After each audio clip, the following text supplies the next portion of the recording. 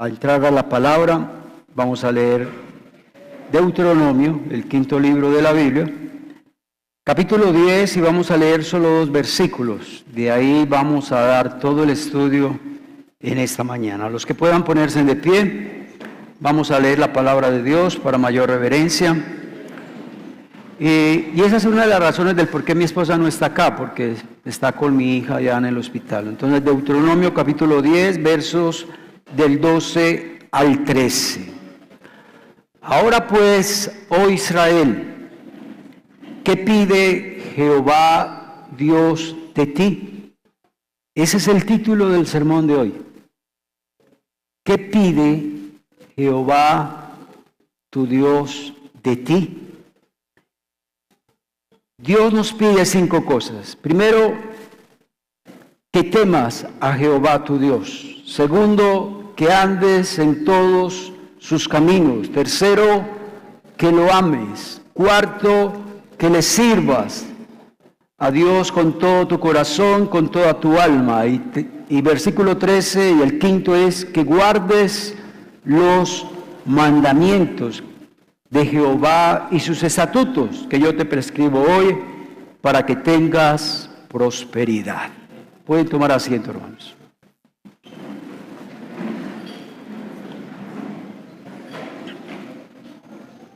Miren esa última frase.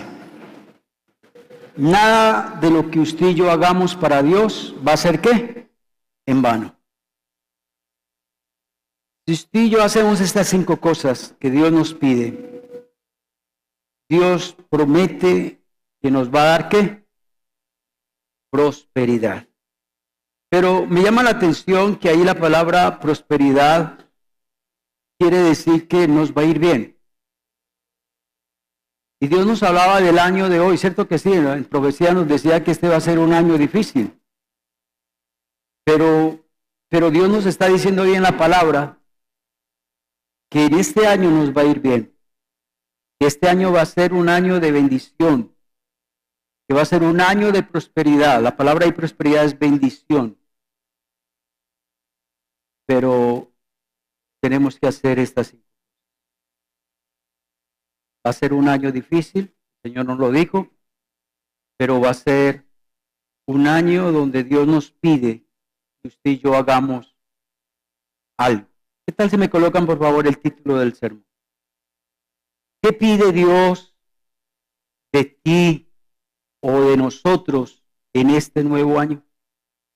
¿Qué pide Dios de nosotros en este año nuevo? Hoy ya estamos a 11 de enero. Es el primer sermón que yo doy a la iglesia en este nuevo año. Yo ahorita estaba adorándole a Dios ahí. Yo decía, sí, este año, un año es muy largo, ¿cierto que sí? Muy largo. Y en un año pueden pasar ¿qué? Muchas cosas. Un año pueden pasar muchas cosas. Eso fue como el primero. La hija de una hermana de la iglesia, de la Gabriela, una hermana muy querida por nosotros, una muy buena oveja. Qué bueno cuando uno como pastor puede decir eso, que hay muy buenas ovejas y otras ovejas que le sacan a uno canas, pero esta era buena oveja, se le murió su hijo, un accidente, 1 de enero. El accidente que tuvo ese cantante ayer a las 4 de la tarde, como le dije, en un año pueden pasar muchas cosas. Un año podemos atravesar por muchas situaciones, por problemas. Tal vez usted este año tiene retos, tal vez este año usted tiene metas, tiene propósitos. Y tal vez comenzando un año, hay personas que se preocupan. No quiere decir que es normal uno preocuparse, no. Creo que si tenemos a Dios en nuestro corazón, yo creo que no debe de haber, ¿qué? Temor. Amén. Pero la gente sin Cristo comienza un año con temor, comienza un año con ansiedad, comienza un año preocupado. Lo contrario de un cristiano. Yo creo que nosotros los cristianos debemos de enfrentar un año con esperanza. Amén. Debemos de enfrentar un año con seguridad, sabiendo que el que está al lado nuestro es nuestro Dios, que Dios no nos va a dejar ni nos va a desamparar. Y más cuando uno lee una palabra como la que acabamos de leer, nos da más seguridad todavía, porque Dios nos pide a ti y a mí que hagamos estas 5 cosas. Y si hacemos estas 5 cosas, entonces va a ser un buen año. Si hacemos estas 5 cosas, Dios nos va a prosperar, Dios nos va a bendecir y nos va a ir bien si hacemos estas 5 cosas. Dirá usted, pastor, pero solo 5 cosas, no hay más. Sí, solo 5 cosas. El texto habló de 5 cosas nomás. Haga esas 5 cosas y ya. Las demás cosas están incluidas, ¿qué? En esas 5 cosas. Vamos a leer Miqueas 6:7. Ese texto, cuando yo lo leí, yo decía, ¿cuántas personas y cuántos creyentes le piden o le hacen esta misma pregunta a Dios? ¿Se agradará a Jehová de millares de carneros?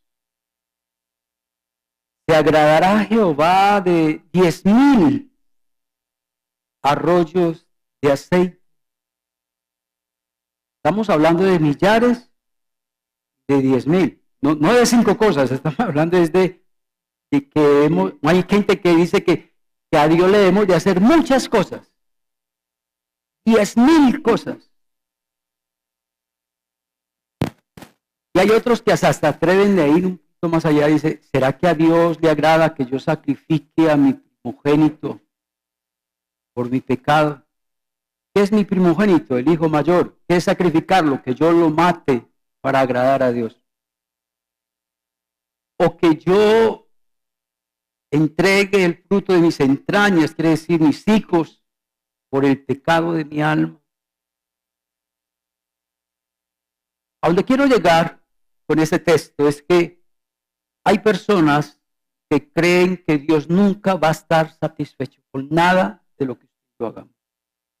Si yo podemos hacer miles de cosas o 10,000 cosas y que Dios no va a estar satisfecho. Es mentira. Dios no nos está pidiendo ni miles ni 10,000. ¿Nos está pidiendo qué? 5.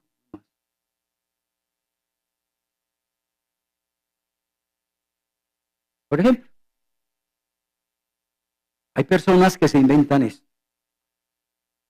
Es que a Dios le agrada que yo me levante a las 2 de la mañana todos los días a orar 2 horas diarias. Dios me mandó a hacer eso. ¿Dónde está en la Biblia eso? Que tenés que orar 3 horas o que tenés que orar 2 horas o que tenés que orar a las 2 de la mañana, que no puede ser ni a las 6, ni a las 7 de la mañana, ni a las 8 de la noche, no, que tiene que ser a las 2 de la mañana. ¿Dios te pide eso? ¿Dios pide eso en la Biblia? No dice. Otros dicen, sí, Dios me pide que haga 20 ayunos. ¿Sí? ¿Y dónde está eso en la Biblia? Hay un texto en la Biblia que diga que tiene que ser 20, que no pueden ser 19, ni 18, ni 15, ni 2, ni 3, sino que tiene que ser 20. Y es que nosotros a veces nos inventamos ¿qué? Cosas que Dios nos pide. Que tal vez Dios no nos está ¿qué? Por ejemplo, para mí, perdónenme, pero lo más tonto de los tontos es esto, lo de la Iglesia Católica, los 1000 Jesuses. Aparta de ahí. ¿De qué sirve yo decir 1000 Jesuses? Dígame, ¿de qué sirve eso? ¿Quién se inventó eso? la Biblia, si el mismo Jesús dice que Él condena la vana, ¿qué? Repetición. Gente que se inventa cosas. Otra, que yo caminar de aquí a Girardota, caminando. Y que si le meto frijoles a los zapatos o maíz, eso le va a agradar a Dios aún más. Dígame, ¿quién se inventó eso?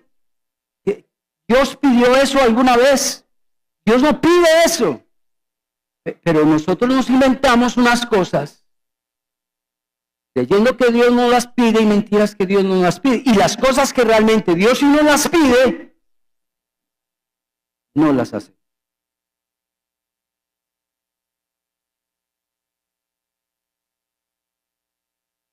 Vámonos con el primero. Deuteronomio capítulo 10, versículo 2. Lo primero que Dios nos dice, ¿qué pide Jehová Dios de ti, de mí? Primero, que temas a Jehová tu Dios. La palabra ahí, temor. ¿Qué tal si me van colocando la frase que sigue? Temor a Dios implica una conciencia profunda de que Dios odia el pecado y la maldad. Cuando usted tiene esa conciencia profunda de que Dios odia el pecado y la maldad, porque usted es un hombre ¿qué? Y una mujer temerosa. Cuando usted odia el pecado, usted es un hombre temeroso. Una mujer temerosa de Dios. Salmo 5, ¿qué tal si me colocan ese texto? Salmo 5, verso 4 dice, porque tú no eres un Dios que se complace en la maldad. Subrayé la palabra complace, porque es que hay cristianos que creen que si usted peca, está complaciendo a Dios, o a Dios le place eso. ¿Usted cree que a Dios le place que usted peque, que ande en la maldad?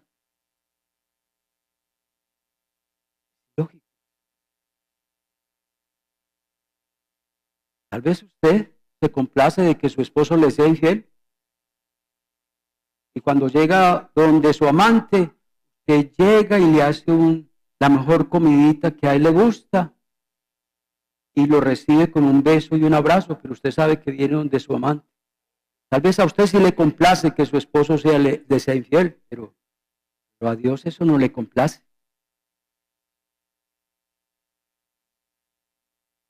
Dios, dice la Biblia, que el malo no habitará junto a Dios. Es decir, que no crea que el que hace lo malo está cerquita de Dios, o que tendrá la ayuda y la misericordia de Dios. No, nosotros tal vez sí. El malo habita junto con nosotros, ¿o no? Hay padres de familia que permiten que sus hijos vivan en fornicación en su casa. Hay padres de familia que permiten que sus hijos guarden droga dentro de su casa, o que guarden armas dentro de su casa. Eso lo hace usted. O a Dios, no creamos que el malo no habita junto a Dios. Verso 5 dice, los insensatos no están delante de tus ojos. Dios aborrece a todos los que hacen iniquidad. Dios aborrece a los que hacen iniquidad. Sexto, destruirá Dios a los que hacen maldad, a los que mienten. Destruirá Dios a la gente sanguinaria, es decir, a la gente que derrama sangre. Destruirá Dios al engañador. Temor de Dios es eso. Saber de que a Dios no le agrada ni le complace la maldad. Temor a Dios es que yo no creo no creer que si yo estoy haciendo lo malo, voy a habitar junto a Dios. Temor a Dios es creer de que si yo estoy en pecado, yo no le agrado a Dios, que yo voy a recibir la disciplina de Dios y que Dios me va a destruir y que Dios me aborrece porque hago la maldad. Ahí la palabra aborrecer de dirán usted, pastor, pero es tan fuerte, ¿cómo así que Dios aborrece a los que hacen maldad? En el hebreo no es tanto aborrecer, es que no ama.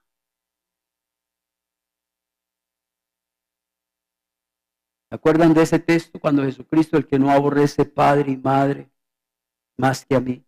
Pero en sí lo que Jesús estaba diciendo no es el que hay que aborrecer a papá y a mamá, no. El que ame más a papá y a mamá más. Entonces, la palabra y aborrecer no significa que Dios aborrezca al pecador, no. Dios lo ama, pero ¿sabe una cosa? Dios ama más al que hace lo bueno. Como lo lógico, no. Como Dios va a amar igual al pecador que al que hace lo justo. Ama menos.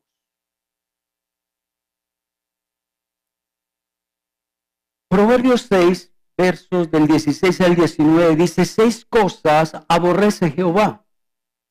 Cuando usted y yo tenemos eso bien claro, que Dios aborrece el pecado, y cuando usted no peca porque sabe que Dios aborrece ese pecado, usted es un hombre temeroso de Dios. Entonces, Dios aborrece 7 cosas: los ojos altivos, la lengua mentirosa, las manos derramadoras de sangre, verso 18. Dios aborrece el corazón que maquina pensamientos inicuos. Dios aborrece los pies presurosos para hacer el mal. Dios aborrece, verso 19, al testigo falso que habla mentiras. Y Dios aborrece al que siembra discordia entre los hermanos. Cuando usted habla mal del hermano o habla mal del pastor al otro, ¿está sembrando qué? Discordia. Cuando usted habla mal de la iglesia a otros hermanos, usted está sembrando qué? Discordia, y Dios aborrece. Es algo que un cristiano no debe tener. Temor a Dios implica comprender que Dios es un Dios ¿qué? Santo. Mire ahí. Temor a Dios implica comprender la santidad de Dios. Y vamos a leer un texto, Josué capítulo 24, verso 19. Dice, entonces Josué le dijo al pueblo, no podéis servir a Jehová. Tremendo, ¿no? Cuando yo leía ese texto, yo decía, ¿cómo que un líder, uno como pastor, uno necesita, ¿son qué? Líderes, personas que le sirvan a Dios. Pero Josué sale con otra y le dice al pueblo, ustedes no pueden servir a Jehová. Y ya, pero ¿por qué? ¿Pero por qué no podemos servir sabiendo que el Señor nos manda a servir? ¿Cierto que la profecía nos lo dio ahorita? Que le sirvamos, ¿cierto que sí? Pero aquí Josué está diciendo que no le podemos servir a Dios. ¿Pero por qué? Porque Dios es santo y usted que le está sirviendo a Dios no es santo. Porque ustedes son personas que hacen lo malo. Dice ahí. Porque ustedes son personas que andan en pecado. Entonces no me pueden servir.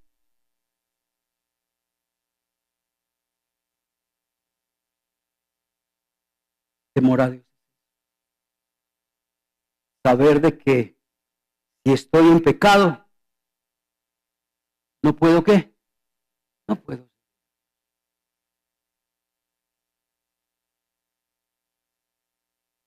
Líderes.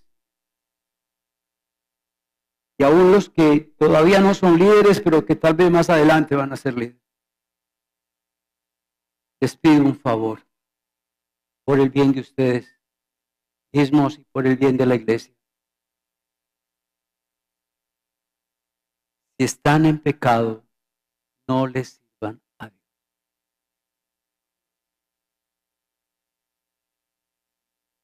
¿Se hace daño usted? usted le hace daño, ¿qué? A la iglesia.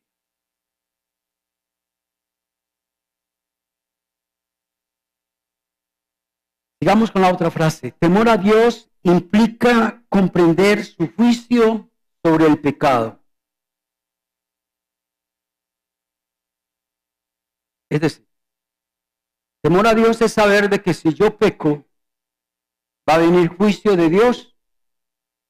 Que Dios no se va a quedar con ¿qué? Con las manos cruzadas.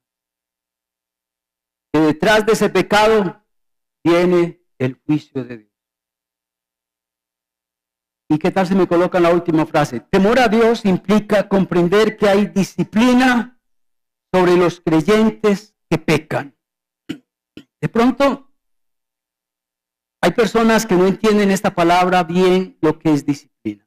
Pero dentro de las iglesias, dentro del cristianismo, existe la disciplina para los líderes.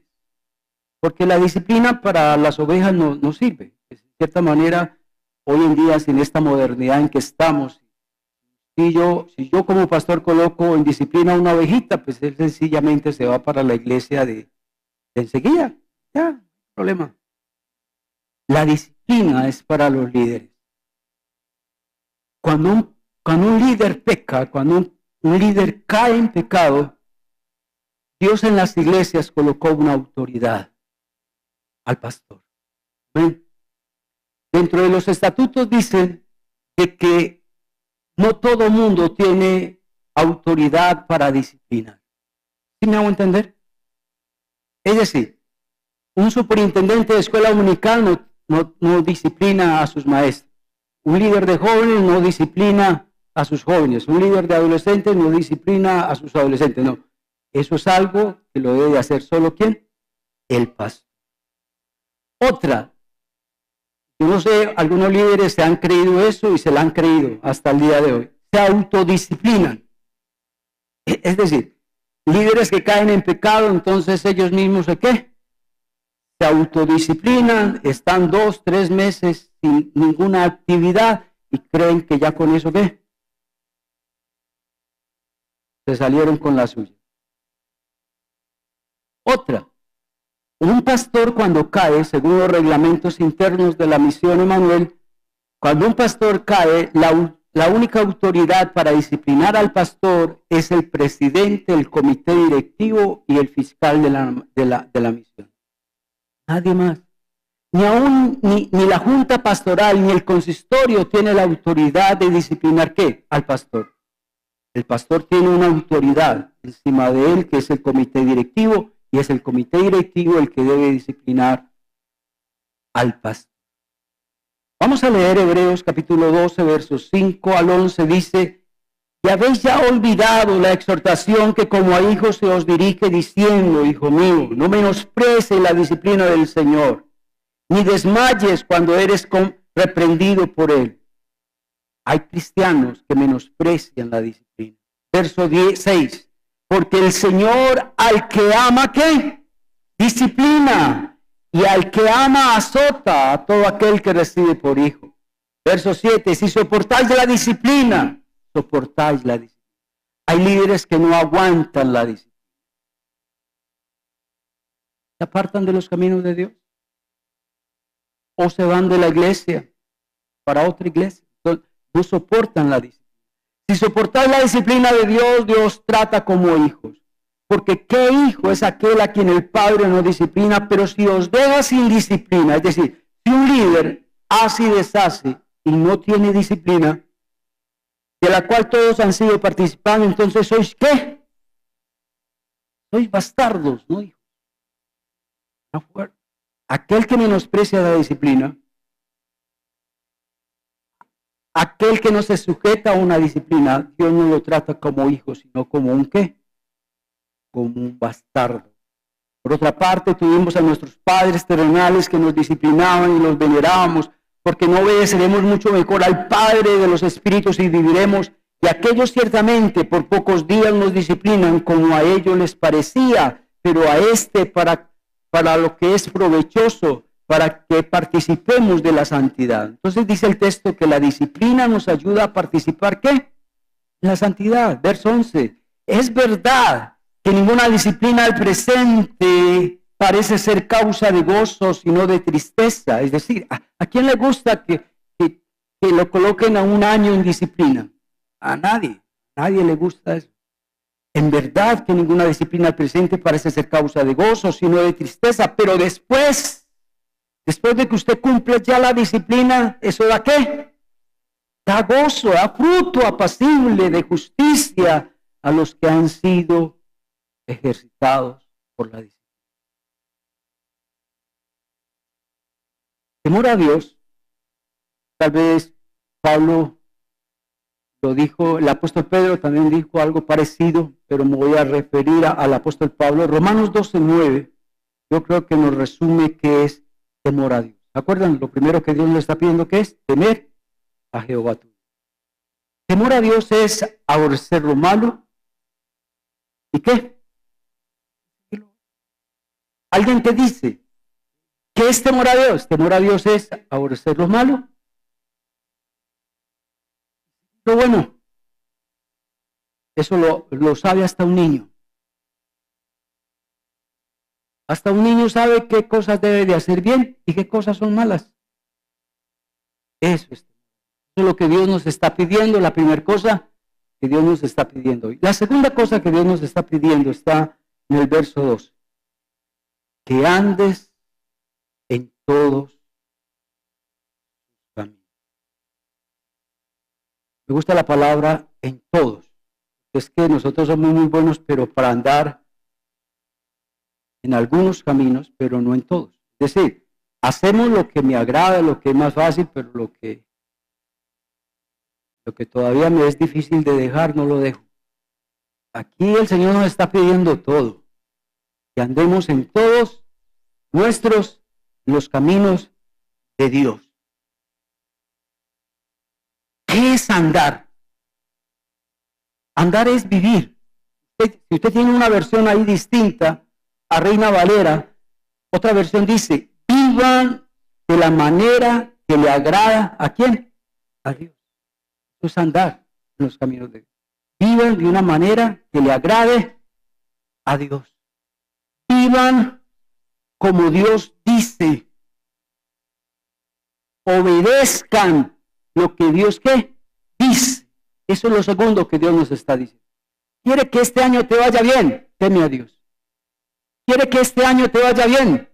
Anda en todos los caminos de Dios. Es decir, viva de acuerdo a lo que Dios nos dice que hagamos. Andar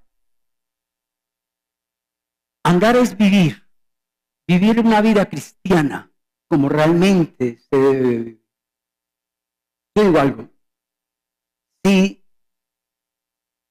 cuando Dios nos llamó, estando nosotros en el mundo, nos llamó para estar en el Evangelio, uno de los primeros textos que nos enseñaron cuando nos evangelizaron fue que debíamos de ser nuevas, ¿qué? Criaturas, que lo viejo pasó, que las cosas nuevas, ¿qué? Que dice 1 Corintios 15:17, que está en Cristo, nueva criatura es, las cosas viejas pasaron, y aquí todas son, ¿qué? Hechas nuevas. Listo, partamos de ese texto. Si ese texto no se cumple en su vida, entonces de nada sirvió usted viniera del mundo a las cosas de Dios. Si no hay un cambio de vida, si no hay un andar diario, si no vivimos esa vida cristiana, creo que estamos perdiendo el tiempo. Debemos de andar en todos los caminos de Dios. Juan capítulo 13, versículo 14 y 15. Dice aquí el Señor Jesús, pues, si yo el Señor y el Maestro he lavado los pies, ¿se acuerdan cuando Jesús lavó los pies de sus discípulos? Vosotros también debéis lavar los pies los unos a los otros.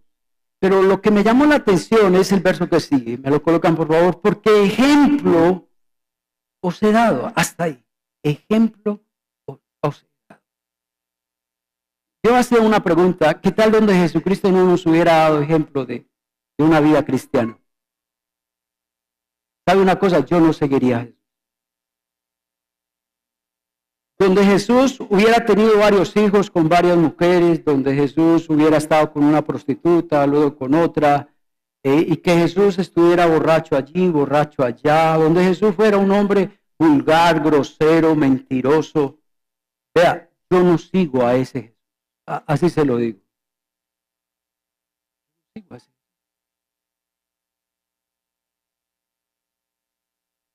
Porque es que la base del cristianismo es esta. Jesús nos dio ¿qué?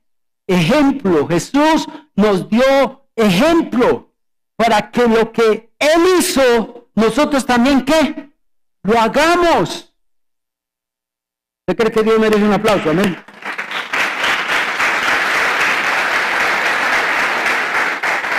Lo que Dios hizo, también quiere que usted y yo lo hagamos. A eso nos llamó el Señor, a andar, a vivir una vida cristiana. Primera de Juan 2:6 dice, el que permanece en mí, el que dice ser cristiano, debe de andar como Jesús, ¿qué? Anduvo.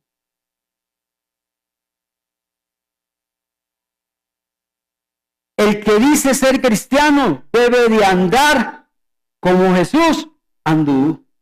Jesús dijo mentiras. Jesús odió a su prójimo. Jesús levantó calumnias. Jesús fue vulgar. No. Usted sabe que el ejemplo es muy importante. Tal vez para mí el ejemplo es lo más importante del cristianismo. Si usted no tiene ejemplo, ay, no hay nada. Así de clarito. Usted no es de ejemplo para su esposa, para sus hijos. Mira. Primera de Corintios 11:1. Dice, sed imitadores, dice Pablo, sed imitadores de mí, así como yo soy.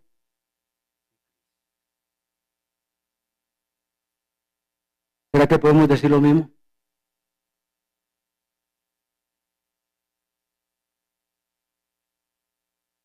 ¿Será que usted puede decirle a sus hijos, imítenme a mí? ¿Usted puede decirle a su esposo, imítenme a mí? Así como yo soy de Cristo. ¿Usted como líder puede decir eso? Imítenme a mí, así como yo soy de Cristo. Pues si no lo dice, lo debería decir. Porque vuelvo y repito, el ejemplo en el cristiano es lo más. Usted no es de ejemplo. Usted es una piedra de tropiezo para muchos. Dios nos pide varias cosas para que este año nos vaya bien. Primero, que temamos a Jehová. Segundo, que andemos en sus caminos. Tercero, que lo ames. Que lo ames. Pero mire lo que dice al final del texto. Pero que no lo ames con esos amores que nosotros a veces amamos, ¿no? Esos amorcitos por ahí para mí son amores como pendejitos. Yo los llamo así, amores pendejos. Esos con mioticas, con carticas. Ay, como te amo, como te extraño.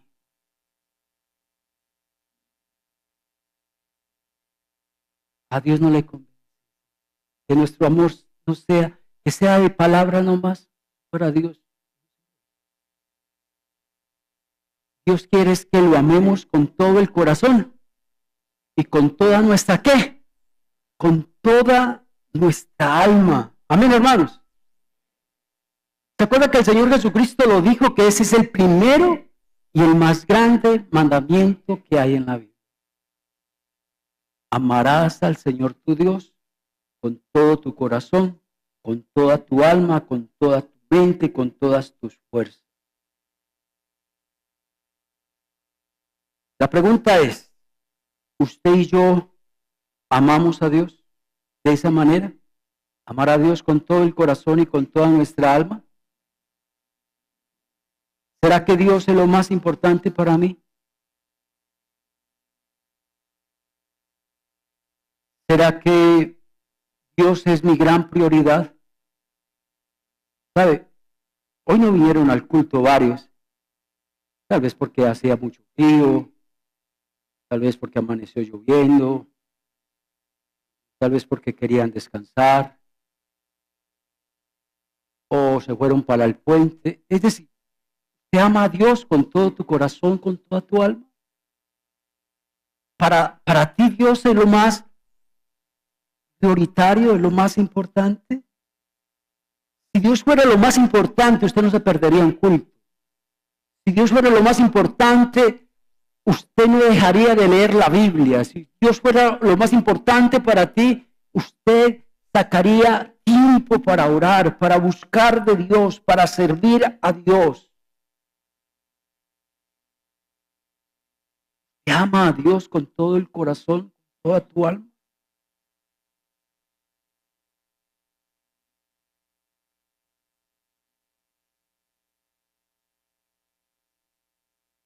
Pero no. Tu amor hacia Dios se basa solo en palabras. Hay hermanos que oran de esta manera: Señor, tú eres lo más lindo, lo más importante para mí. No hay nada más importante para mí. Y Dios arriba dice: este sí es mentira. No, no es verdad. Hay cosas que amas más que a Dios. Entonces, lo tercero que Dios nos está pidiendo es que lo ames con todo el corazón y con todo. Si haces eso en este año, y aunque vengan cosas difíciles como el Señor nos dijo que van a venir, va a ir bien. Porque hemos hecho estas tres cosas: temer a Dios, andar en todos sus caminos y amarlo a Él con todo el corazón y con todo ¿qué? Lo cuarto, que le sirvas. Mire pues que el cuarto no, servir no está de primero, no está en segundo lugar ni en tercer lugar. ¿Está en qué? Cuarto. Y si está en cuarto lugar es porque está en cuarto lugar.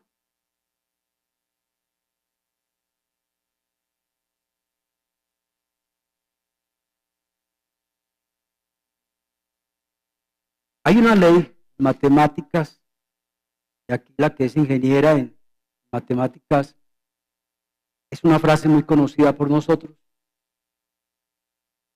El orden de los sumandos no altera ¿qué? El producto. ¿Será que para Dios esa frase existe? Para Dios el orden de los sumandos sí altera el producto.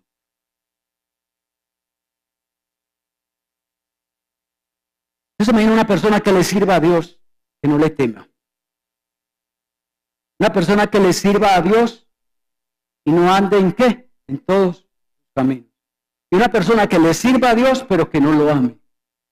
Dígame, hombre, lo que usted va a crear es un caos.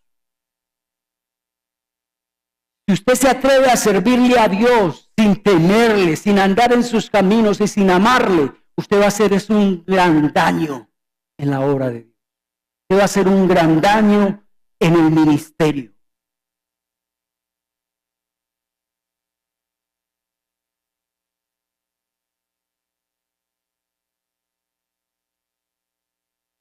Cuando usted le sirve a Dios sin temerle, sin apartarse de lo malo, sin hacer lo bueno, usted simplemente está haciendo una obra externa, no sirve para nada. Cuando usted le sirve a Dios pero no lo ama, cuando usted le sirve a Dios, pero no anda en los caminos de Dios, no vive como un verdadero cristiano, entonces usted le está sirviendo a Dios para ser visto por los hombres. Entonces para usted es más importante la apariencia. Y se me viene a mi mente que si Jesús estuviera en estos momentos y usted le sirviera a Dios y en pecado, ¿sabe Dios qué le diría a usted? Sepulcro blanqueado. ¿Y usted sabe qué es un sepulcro blanqueado? Colóquenle ustedes a un sepulcro, échenle en cal. Fuera se ve bonito, pero por dentro del sepulcro, ¿qué hay? Podredumbre. Hiede.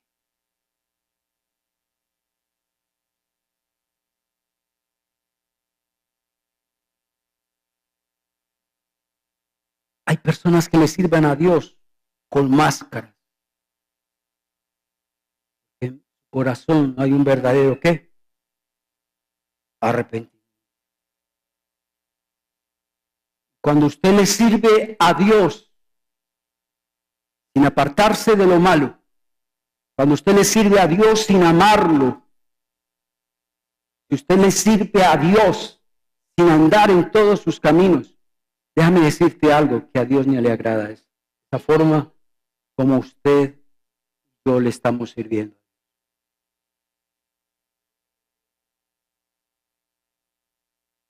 Esa forma de servir no le sirve a Dios. Era usted pastor, ¿y usted dónde se inventa eso? No, vamos para allá, 1 Corintios capítulo 13. Que yo, gracias a Dios, todo lo que yo diga acá en el púlpito es porque tengo un respaldo bíblico, y si no tuviera un respaldo bíblico me quedaría callado mejor. Si yo hablase lenguas humanas y angélicas y no tengo amor, vengo a ser como ¿qué? Como ruido. Como metal que resuena, como címbalo ¿qué? Que le estorba a uno ¿qué? Los oídos. Y es verdad, cierto que sí, cuando un líder está sirviéndole a Dios, pero está en pecado, ¿eso qué? Eso fastidia. Fastidia. Eso es como címbalo que retiñe. Sigue por favor el texto que sigue. Y si tuviese profecía, a nosotros que hay gente que idolatra las profecías y hay gente que idolatra tanto las profecías que las profecías están por encima de la palabra y nunca una profecía va a estar por encima de la palabra. Amén. La palabra de Dios está por encima de cualquier profecía. Y si tuviese profecía y entendiese todo el misterio, es decir, si supiera la Biblia de pasta en pasta, y si tuviese toda la fe del mundo de tal manera que trasladase los montes y no tengo amor, nada soy.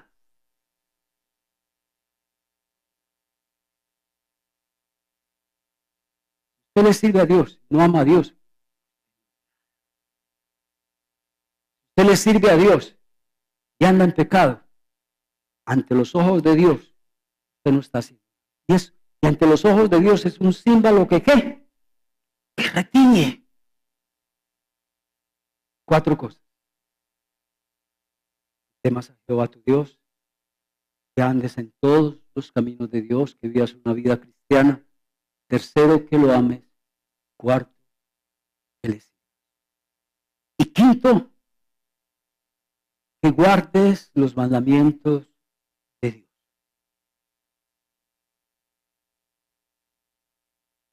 Cuando usted y yo guardamos los mandamientos de Dios, estamos demostrando que realmente amamos a Dios. ¿Usted sabía eso? Cuando usted guarda los mandamientos de Dios es porque usted le está diciendo a Dios que lo amo. Y es la mejor forma de decirle a Dios que lo amo.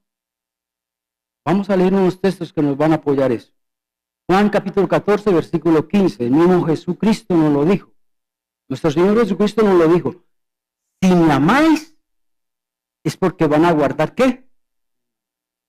¿Qué es lo contrario? Lo contrario de ese texto, ¿qué es? Una persona que no guarda los mandamientos de Dios es porque ¿qué? Porque no ama. Primera de Juan 2, capítulo 5, versos 2 y 3. Ya voy a terminar con estos versículos. En esto conocemos que amamos a los hijos de Dios, cuando amamos a Dios y guardamos sus mandamientos. Es decir, ¿qué está diciendo el texto? ¿Quieres conocer un verdadero hijo de Dios? ¿Quieres conocer un verdadero cristiano? ¿Quieres conocer a una persona que realmente dice que ama a Dios? ¿Cuál es el fruto? Esa persona guarda los mandamientos. Es decir, la persona es de buen ejemplo. Esa persona vive una vida cristiana, como Dios manda. Verso 3. Ese es el amor a Dios, que guardemos sus mandamientos. ¿Y sus mandamientos no son qué? Tremendo eso. Hay hermanos que dicen, ¡ay, esta vida cristiana tan dura! Esta vida cristiana, hoy a veces me desespera. Qué difícil es hacer esto, qué difícil es ir al culto, qué difícil es orar, qué difícil es ayunar, qué difícil es esto, aquello. Cuando usted dice eso, porque realmente usted qué? Porque el que ama a Dios, para él los mandamientos son qué? No son una carga. Va a ser como el salmista lo dice. ¿Se acuerda qué dijo el salmista? Para mí tus palabras son como qué? Como paladar, como miel a mi boca. ¿Cierto? Cuando el salmista decía, no hay cosa que yo más desee que estar ¿qué? En la casa de Dios. Es una delicia, no es una carga, no es algo pesado. ¿Dios nos está enseñando o no? Amén.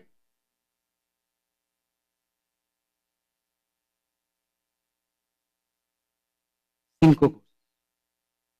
¿Qué pide Dios de ti? Recuerden, no solo, ese título lo saqué de qué? Del texto. ¿Qué pide Dios de ti? Temas a Jehová, que hagas lo bueno, que apartes de lo malo, que andes en todos los caminos, es decir, que vivas una vida cristiana. Tercero, que lo ames, pero que realmente sea un amor de verdad, no solo de qué, de palabras. Cuarto, que le sirvas, pero si cumples con qué, con las primeras tres cosas. Segundo, que guardes. ¿Usted cree que Dios merece un aplauso? Amén.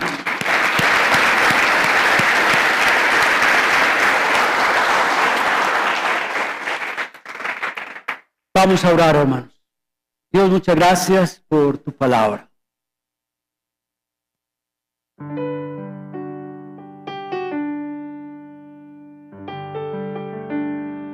Preparando este estudio antier, el Señor me decía que esta palabra que hoy escuchamos, esta palabra es para mí. Esta palabra el Señor primeramente habló a John Darío Sánchez. Esta palabra es para mí. Don Darío, si quieres que este año sea un año bueno, teme a Dios. Anda en todos los caminos de Dios.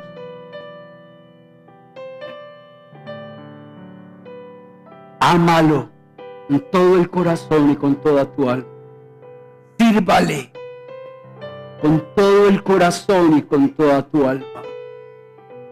Y guarda todos los mandamientos.